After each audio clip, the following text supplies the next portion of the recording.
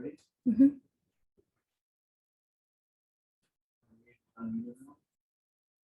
Unmute everyone.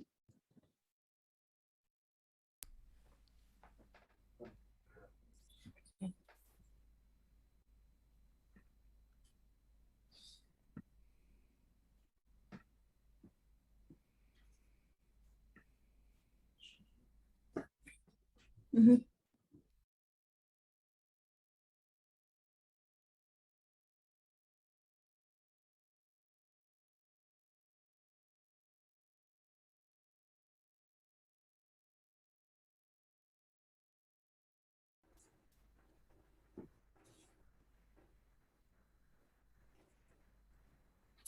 Hi, everyone. Thank you for coming. I'd firstly like to acknowledge and pay my respects to the traditional owners of the land on which I am on, the Wadawurrung people of the Kulin Nation.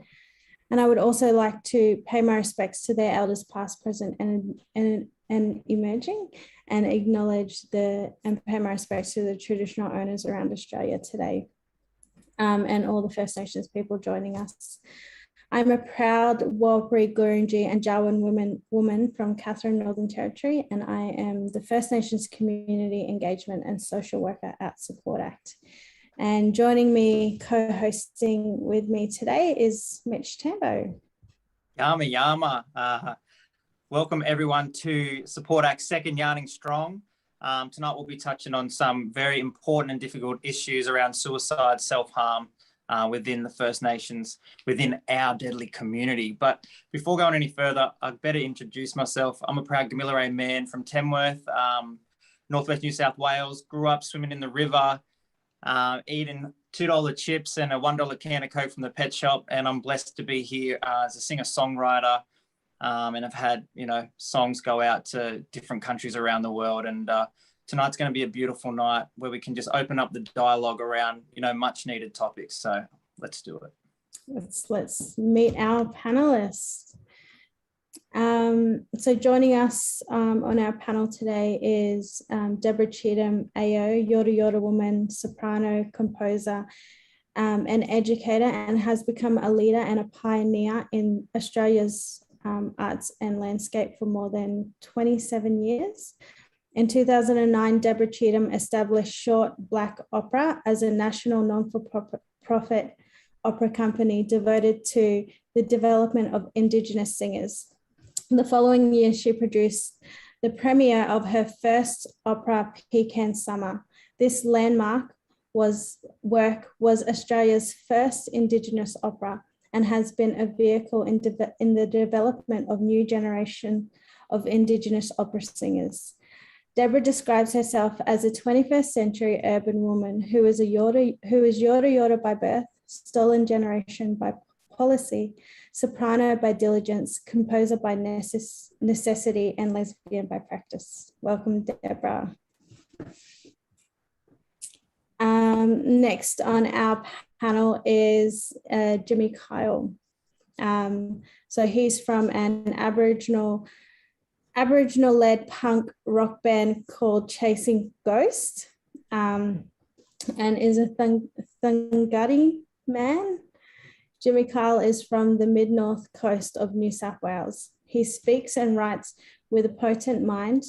The band uses their voice to highlight issues that modern-day Australians is struggling to reckon with. Among those topics are PTSD sufferers by war veterans, the hardship of parenting when young, Australia's treatment of Aboriginal people through history, including current day, the inequity still faced by First Nations people. Chasing Ghosts' story continues to build the momentum and is only just starting to gather real speed. So welcome, Jimmy. And also joining us is Jedison Wells. So Jedison Wells is your Wallarei woman, I hope I'm saying that right, from Tharawal land, working on Gadigal country as a narrative therapist. Her business, Habodjiling,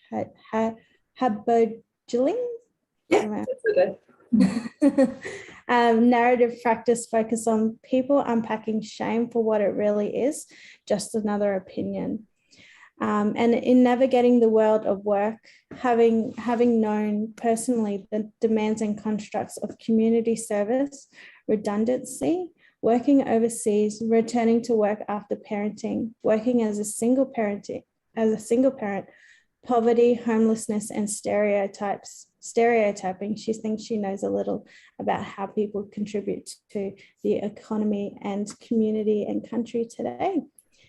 As a grandmother, she is learning and sharing her ancestral language and the use of, and just trying to revive the use of the language within her community. So welcome, Jedison.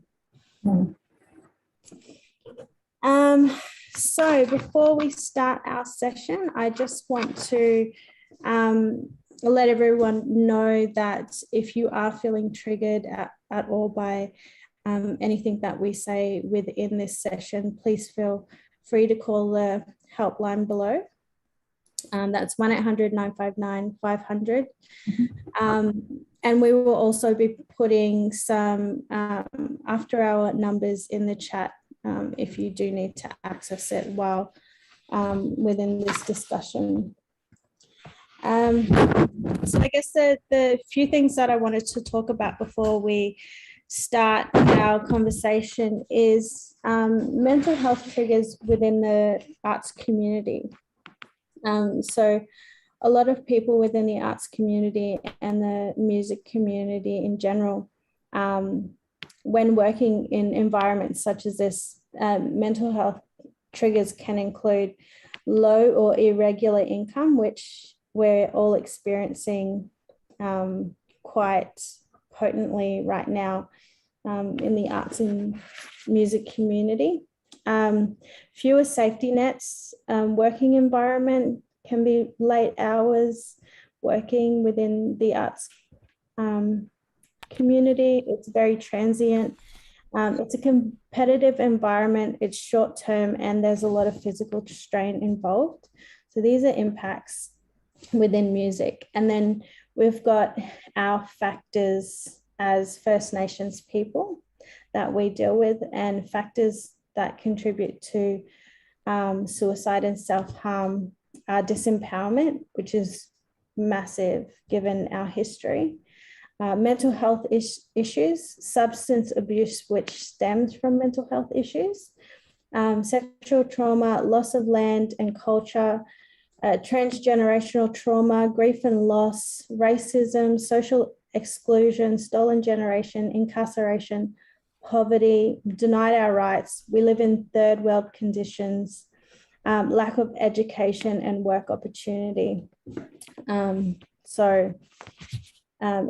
It's pretty massive within our First Nations community what we deal with on a mental health level. And some just to give you a bit of context about what First Nations people go through, we have a stat, and this is war veterans versus First Nations people. So our defence and veteran suicide rate is about 25 suicides per year between 2001 and 2017. Compare that to the First Nations suicide, it's 149 between 2012 and 2018. So that's 6 times higher than the Veteran and Defence Force suicide rates. And they have a Royal Commission into their suicide rates, yet we see no Royal Commission into our First Nations suicide rate currently.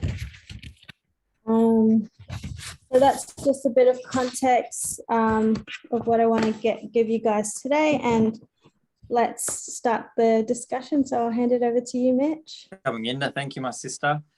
Before we get into it, just acknowledge that this is a sensitive conversation that we're having tonight. And again, if you do feel triggered or alarmed, please access the number as stated before and reach out, because this is what it's all about, is just sharing our stories and journey and open up that conversation to hopefully, come into our healing journey as a collective, and certainly in the art space. So first and foremost, I'd like to start with the matriarch or all matriarchs, Auntie Deborah Cheetham. Govinda, thank you again, Aunt. What a privilege it is to finally meet you on the online realm and be able to open up this conversation with you first and foremost. And I'd just like to acknowledge all of your incredible work, all of your pioneering, all of the hard work that you've put in to pave the way for many of us and inspire the next generations, no matter what gender, sexuality, all your resilience and everything that you continue to put out there is simply saving lives and just continuing to empower the next generation. So thank you so much for giving up some of your time this evening. And with that said, I would like to acknowledge that you were a part of the stolen generation, such a horrific time, and we know that kids are still being removed today. But with that said, I just wanted to direct this question your way to get your insight, and that is, you know, something that impacts many of us as blackfellas, and certainly within the performing arts community, you know, is identity. And, you know, for us, unfortunately, our identity can be surrounded by the loss of culture, the loss of belonging and connectiveness. And that can unfortunately lead to, you know, severe mental health issues, substance abuse, but certainly suicide and self-harm. So with that said, how has your experience impacted your sense of identity? And how can a loss of identity impact our music and performing arts workers when working within the industry? Well, Mitch, and to all the other panelists and to everybody who's here this evening, I want to thank you firstly for inviting me, for being here, for spending this important time together. And in answer to your very important and beautifully phrased question, I want to share something with you that's very precious to me. It's a little bit of my grandmother's language. My grandmother, Sissy McGee, a Yorta Yorta woman, born on Cumbragunja Mission Station. And it's this. Nyang nak niteldea imalang, wamaraman bunwarang waka. In lochpa Yorta Yorta, nyanak nunu galnyan yakuramja, yenbana baparabanarak. Now, I'll translate that for you. I'm here on the land of the Bunwarang people. It's unceded land, part of the Kulin Nations. And in the language of Yorta Yorta, in the language of my grandmother, I pay my respects to the people who have been long time living here. You know, we were having a little conversation before everybody came live into this space, and Jeddah and I were talking about, you know, what it would have been like 20 years ago to have a conversation. Well, 20 years ago, I couldn't have shared that welcome with you. I couldn't have shared my grandmother's language, part of my inheritance. I couldn't have shared that with you. And yet it's so very important that I can today. I have to say that there are so many layers to being layers of dispossession when you're a member of the stolen generations, and there's not one single person, Aboriginal, Torres Strait Islander on this continent, who isn't touched by stolen generation. I want to acknowledge that right up front. There are so many layers of dispossession, but you know, one of the important ones that has been returned to me recently is this layer of language. Such an important tool for healing. But I have to say that for the first 30 years of my life, I was like, I don't know, I'll use a COVID times metaphor. I was like a jigsaw puzzle. How many of those have been done in the last 18 months? I was like a jigsaw puzzle with pieces missing and no picture on the box. I couldn't see myself represented in community. I'm a classical musician. Where were the classical musicians? I couldn't see myself represented. I also couldn't understand why it was I had to explain to people what stolen generations was and is, and that it was true and is true. And so I was struggling for the first 30 years of my life to piece my identity together. But do you know, Mitch, and everybody on this panel, and I think a lot of people listening tonight will understand this, music called me home. Music led me to the parts of my identity that are so essential. I've mentioned already language. Where does the language come from? It comes from the land. It was a song of my grandmother and her story of struggle and resistance in the 1939 walk-off from Kamargunja that led me home to Yorta Yorta country. And since then, I've been able to connect with not only all that wonderful Yorta Yorta family, but also my grandfather's people, who are, rather than freshwater people like the Yorta Yorta, they're saltwater people, the Yuin people of the South Coast. It was a long journey, and I tell you, there were times when a panel like this could have really helped me when I was questioning whether I actually could stay the course, whether I could remain this jigsaw puzzle in pieces. If there's been one consistent, leading and reassuring light in my life, it has been music. As First Nations peoples, it is written in our DNA. It is our way of knowing the world and giving meaning to everything in it. And all those times I wanted to harm myself, or maybe even contemplate not being here at all, I went back to the thing that is a light, is a beacon for me, and that was always music. And music was my inheritance. It was the inheritance given to me by my grandmother, my mother. Wow, it's a lot to ponder there, but thank you for sharing and answering on such a deep level. And I think that's what tonight's all about, is just being able to share and also just sit back and open up your heart and spirit and receive. And I just, thank you for sharing that. That was beautiful. I think all of us out there could really feel that. Being called home by music, and a lot of what you've said there, I think, resonates with a lot of people. So thank you. Mitch, if I can just add, I don't know what 5 minutes is, so please stop me if I go way too long, but I also want to say, I want to highlight the point that was a 30-year journey for me to find my way home. And I learned things every step of that journey. And you know, when I finally got there and I was embraced by my Yorta Yorta community and I started to learn all the things that were denied to me, I realized that if I'd gained all that knowledge all at once, I would not have been ready for it. A long time ago, I wrote a play called White Baptist ABBA Fan. It's what launched my career. That's how I used to consider myself, as a white Baptist ABBA fan, being brought up in a white family in the 70s, you know. But finding my way to being a gay Aboriginal opera singer, that was a journey, you know, and still is a journey. It's not a destination, it's a journey.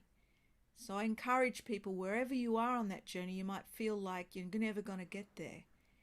You're learning things all the time along the way. So with that said, Art, if I could just ask one simple question. I mean, a 30-year journey, you know, so much to go through, to work through, to then consume, or connecting the dots. If I could just ask you now, 30 years or so later, what does identity mean to you? What would your answer be to that? It's belonging. Identity is belonging. I know the strength that I draw from my grandmother's country. I know when I stand in the shadow of Gulaga Mountain on the south coast of New South Wales and I draw in the energy of my grandfather's country, I know that completes my identity. It makes me whole. I'm not saying there isn't more to learn. There is. But, you know, I would also say that it's not a flippant idea to me that music is written into our DNA. Music is our way of knowing and being. We have the longest and oldest music practice in the world on this continent. And so I guess music isn't what I do, it's actually who I am by birthright and by necessity. And I'm just so grateful that I was able to make the best of the education that I did receive and receive a music education that set me up to find that identity and that belonging. Beautiful. Thanks, Aunt. Jimmy Kyle, the strong Thangari man. My brother, I'm led to believe, and in doing a bit of a stalk of your amazing Insta page and whatnot, that your main focus is around using your voice to highlight the treatment of our mob throughout history to the present day, and the inequality and inequity that we are still faced in our many different diverse communities. So with that said, my brother, that's a big task. I love it. In your opinion, how can intergenerational trauma lead to suicide and self-harm? And I know that, to a lot of mob out there or mob here on the panel, that could be an easy, pretty transparent question, but I'm really interested to hear your perspective because as you know, it's very layered. It is intricate and we're all affected so differently. So yeah, if you wouldn't mind answering that, brother, please. Yeah, Yama, back to you, my brother. Firstly, I'd like to acknowledge that I'm on Wurundjeri country today, pay my respect to their elders, past and present, and acknowledge all your mobs here, all the mobs that are tuning in, and of course my own people back home in the Macleay Valley on Thangari country. It sort of goes to Aunt's point. I'd never heard it so succinctly put, that the jigsaw puzzle, the pieces of the jigsaw puzzle. And when I think about my relationship with music, for me, seeing my uncles get up and sing, that's, my cousins sing. I went home recently and everyone was playing, and that was great. That was deadly. And I think something that needs to be understood around intergenerational trauma is there's a group consciousness, there's a group consciousness as Aboriginal people. And what a lot of Gabbars don't understand, a lot of white fellas don't understand, a lot of my fans that are white, a lot of my supporters that are white, is that the Aboriginal identity was changed. It was fundamentally changed forever.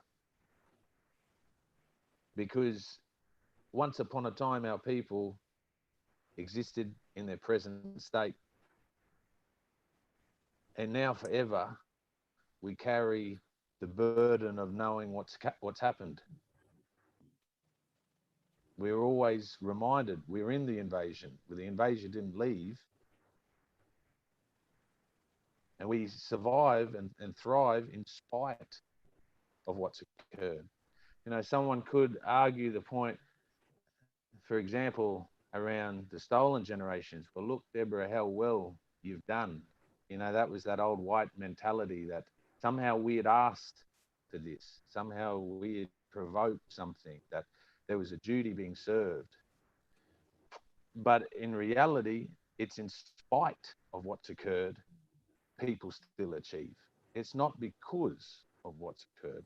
It's in spite of what's occurred. It says the deep sense of resilience we have as a peoples. When I think of that group consciousness, we've forever changed our identity. We will never not be in an occupied country unless we have treaty and have conversation about healing. So when it came to music, as I got older, I realized it wasn't about me. And if I really wanted to be happy as a musician, it had to be about everyone else. It had to be worthwhile. And being worthwhile for me was about sharing my small platform with all the different opportunities that I have, was to share that voice to a wide audience in a way that might capture their heart. And I think the part that people don't understand about intergenerational trauma is when you're made to feel small, and then you've got your language taken. So you speak a foreigner's language like English, and you call things that are intimate to you like your Nora, your country, when you have to call it by European names because you can't find those Aboriginal words in your mouth anymore because you weren't given them to be defined in your mouth. So then you got to track it down. Then you got to become a detective. So on the days where you're made to feel small, you know, whether you're walking past statues of murderers like Angus Macmillan or slavers like Robert Towns of Townsville or John Mackay of Mackay or Ben Boyd of Boydtown, that's not lost on our mob. We know that we are living and trying to be polite to the descendants that have benefited so much from the dispersal of our people. Even to tell our story, we have to so delicately tell it for fear of brittle ears on fragile white people. And then the victim blaming, it comes around back to us. That somehow we are the reminder of the original sin. So intergenerationally, what that trauma is, a young Aboriginal person is born in to having his country occupied immediately. He's born into tracking down his language or her language or their language. He's born in to tracking down the missed parts of everything. It's all gone. And so then we have to come back, just like Aunt, you know, how she said, and put the puzzle back together. Each of us are putting these puzzles back together, sharing what we know with one another. But when you're not a full person, because it's been robbed of you, you can't, if you can't see a full person, how can you love a full person? So you look in the mirror and you don't see a full person, you know. So you gotta find this way to reparent nearly, to find this new love in yourself, so then you can give it to other people. I see what intergenerational trauma has done throughout our community, throughout my family, and when people can't operate and function positively, you don't just hand down all them good things to your family, but you also hand down the struggles and the burdens and the few strategies you're given to deal with something monumental. And those few strategies, sometimes we fall short, and our kids then have to grow up with that as well. Wherever our children are going to go in life, they will know what has occurred here because it will follow them like a shadow. And this is a difficult thing, and it is not our job alone to heal from this. The silence in this country is deafening. And instead of every time us being asked to explain ourselves, to justify our pain, I say that our allies need to find their voice. They need to speak up. And those, you know, I don't blame white fellas, contemporary white fellas today for what's occurred in the past. You can't be blamed for what you didn't do. I get that. But they must understand that they are most definitely the beneficiaries of what has occurred. And it has been done in their name. And they have a responsibility to step up. And if they truly believe that this is a country of a first world country with a democracy and that cares about its people, then let me see it. I'm tired of hearing shallow, empty words. And I don't want my children to hear those shallow, empty words. And I don't want their grandchildren to hear it, because they're going to be born into the same occupied country that I've been born into. The same country that says sovereignty only matters if it's English land. Then their sovereignty matters, but not our sovereignty. If it's their land, if England's entitled to its sovereignty, then, you know, which they made a big point of with their recent Brexit pullout, that they were making their own decisions for sovereignty. They didn't want someone in Belgium telling them what to do. Well, guess what? We relate to you on that fact as well. We don't want you telling us what to do. And I think it's time that our young people, how do we heal from generations of this when right now there's a denialism in the country that we don't learn about the frontier wars. We don't learn about these slavery. We've got a prime minister that denied that slavery ever happened. So what does that tell an Aboriginal person? It tells us that we're not to be seen, that we're not to be heard, that our history is not to be listened to, that our pain is not real, that their brittle ears can't hear the truth. And if they do, then we are the problem for bringing it to their attention. Now, I just use one little passage. There's one little passage in the Bible, and I'm not a religious person by any means, but there's an old saying which it comes from the Bible, which is, we inherit the sins of our forefathers. Well, here we are, and what a mess we have. And it's incredible, in my belief, that we do so well. We punch above our weight all the time. We are some of the most talented, most incredible minds in our community, and the sporting athleticism is world class.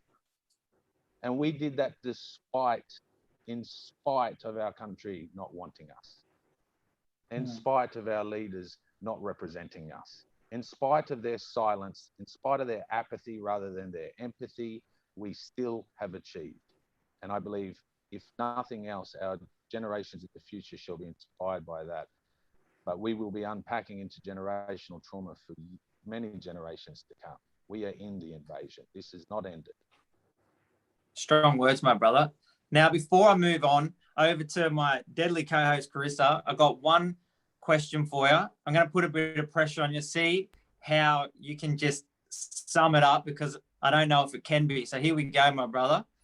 How does, we know, right, intergenerational trauma plays a massive role, and it certainly plays a role within the arts community. So how does intergenerational trauma play that role within the creative space, and with our mob within the industry?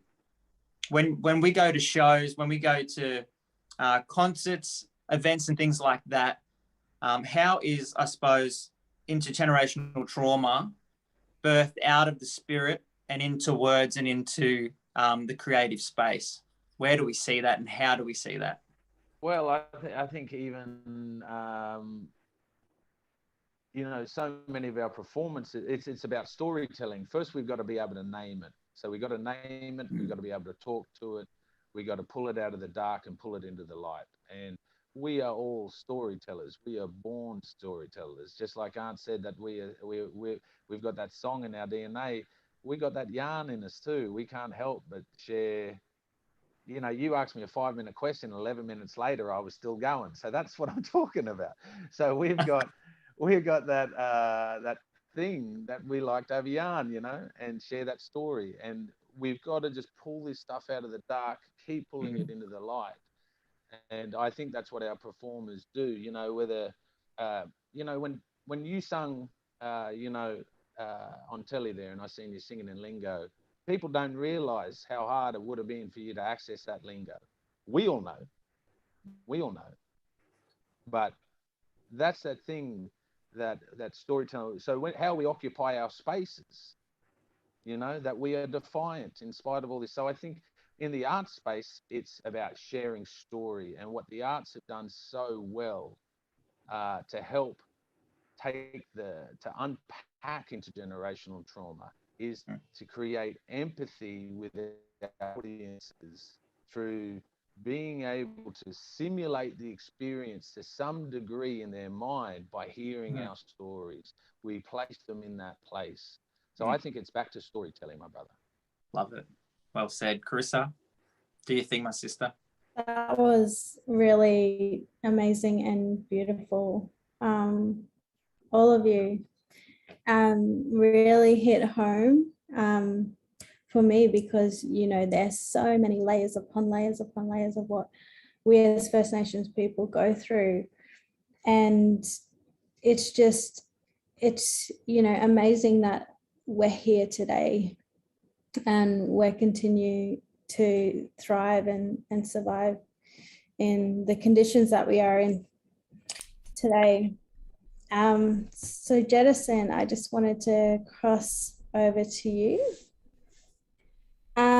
So as a narrative therapist, what are your views on suicide and self-harm within First Nations people?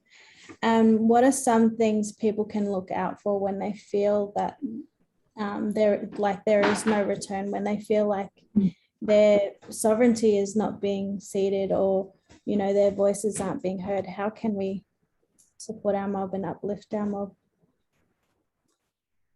Thanks, guys. You know what? First up, I just want everyone that's watching to really think about the fact that we're actually the answers to prayers that were made 200 years ago. Like our ancestors fought bloody hard to ensure that I could learn the Yuwalari language, that, Mitch could go out there, Mitch and Jimmy could go out there and sing. I think we forget sometimes that, those hopes and dreams that people were begging for, that people were praying for, that people were fighting for 200 years ago, we're here. We're standing right here.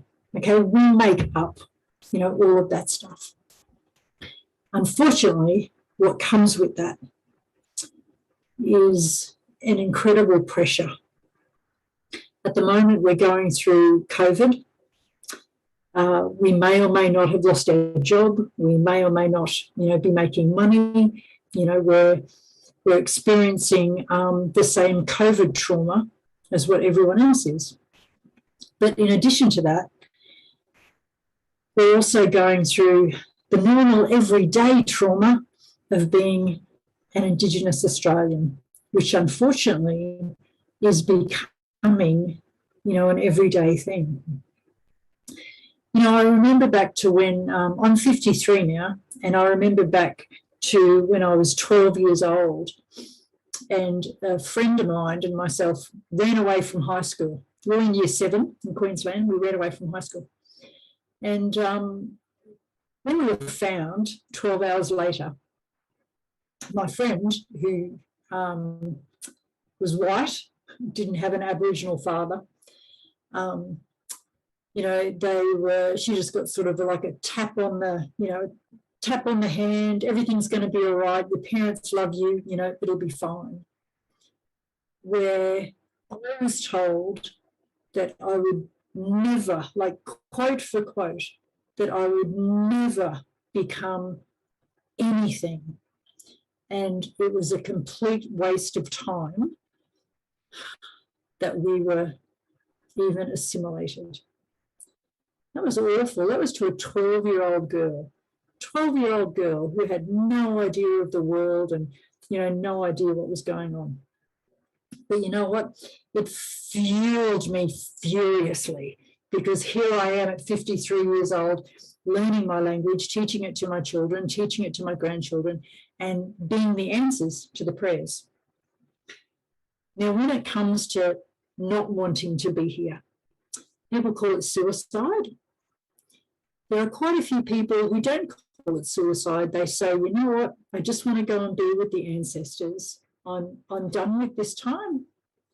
I just want to go back and I just want to be with them and have them care for me. And it's a hard one, because it's not up to us. It's not up to us as to how long, we've been here for.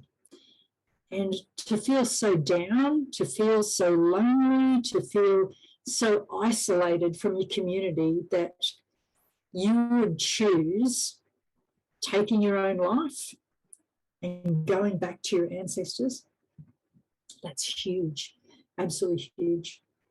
Now, let me tell you that when I was 19 years old, I was a single mum, 2 kids, 2-year-old and a 3-month-old.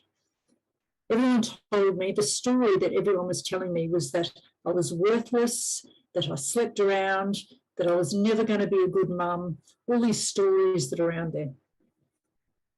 And I actually packed my kids up one day and I put everything that they owned in a box and I took them over to their dad's house. And I gave them a kiss and I left them there. And then that night when I went home, I took an overdose of sleeping tablets. Now, I wasn't necessarily depressed. I wasn't necessarily sad. But the only story that had ever been told to me was that I was female and I was going to be a mother, and that I was, back then they called it part Aboriginal, that I was part Aboriginal and I would never become anything.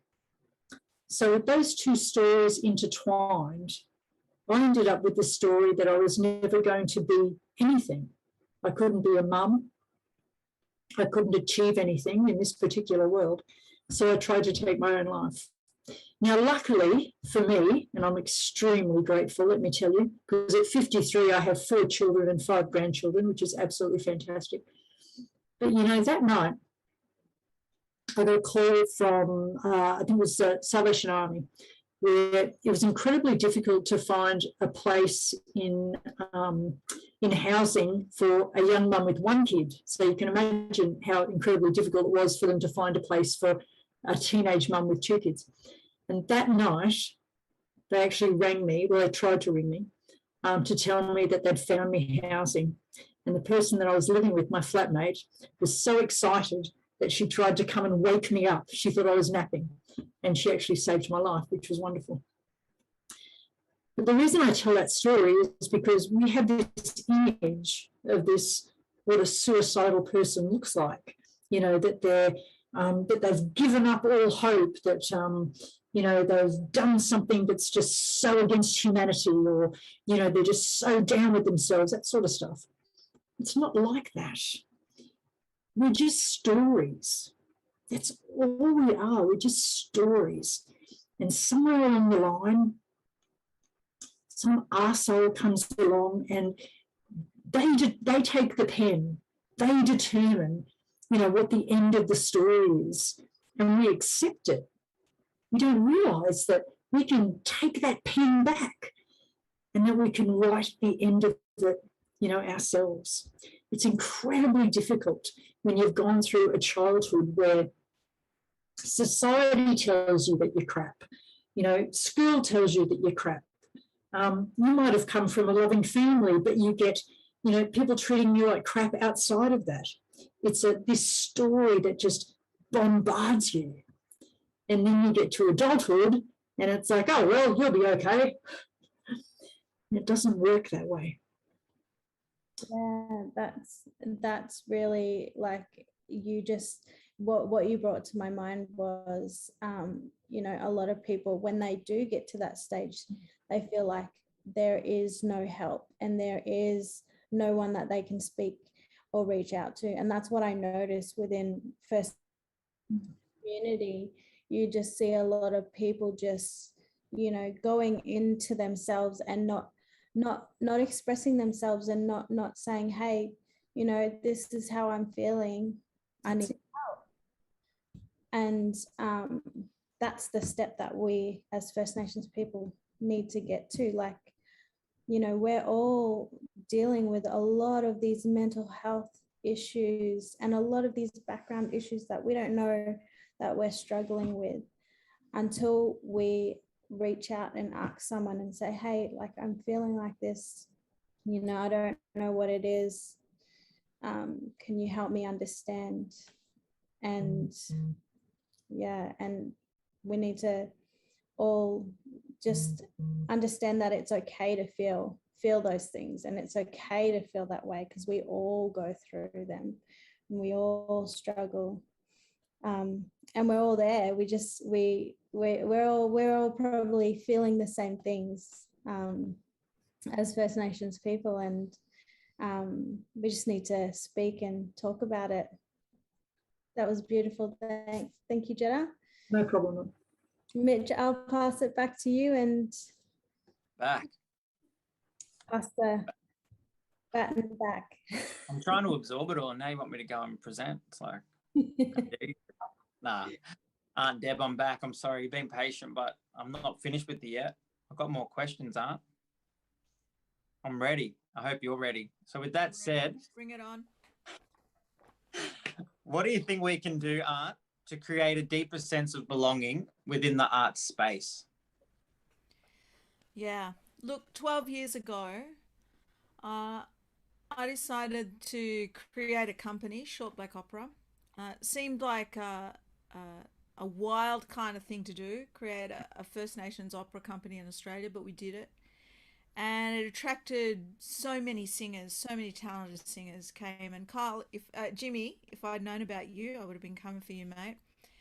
And those singers were people who held a dream in their heart that they wanted to sing classical music, and we provided an environment in which they could develop. But alongside them, in telling the story of my first opera that I wrote, Pecan Summer, which is the story of the walk-off from Kamargunja Mission Station, my grandmother's story as it happens, we had a mixed cast. We had white singers alongside our beautiful array of First Nations brand new opera singers. And in that very first season of Pecan Summer, when we had these seasoned opera singers who'd had careers, you know, Opera Australia and sung around the world, these non-Indigenous singers, we finished the first series of workshops leading up to opening night, and I'll never forget this. One of the most experienced singers, non-Indigenous singers, came to me and said, I have never had a sense of community like this. I've never understood this sense of belonging before. I don't know how I'm going to deal with re-entry into the rest of my life. He had seen what a decolonized world was, and he wanted that. And there were others in that company who did, and not everybody. Not all of the non-Indigenous cast members got there, but over a period of time, more and more. It was like we were taking some sort of cataracts off their eyes, and they could see the strength of our community and our knowledge and our belonging and our culture, and they wanted it. And over the period of the last 12 years of short black opera's history, we've seen, particularly in Melbourne, that there are more and more organisations that are coming to us and saying, we want that. How do we get that? And I said, well, you have to go from not knowing to knowing. You know what? That's not enough. You have to take the next journey, the critical journey, and that is from knowing to understanding. And lived understanding is wisdom. Now, I'm not saying that it's our job to educate all these gubbers. That's exhausting. And I know that it is our experience on a daily basis. But what I want us to be is discerning. I want us to look out there into the arts landscape and know that there are people who are trying to decolonize the space. We're the 3%. We need the 97% to do their share of the work, right? And there are people trying to decolonize, but we need to be discerning because there's a trap. There's a trap that I see artists fall into all the time.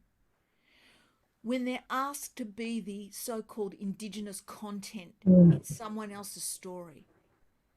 What Jetta was saying, they're so important. You need to take up the pen. You need to write that song, that story, that narrative. You need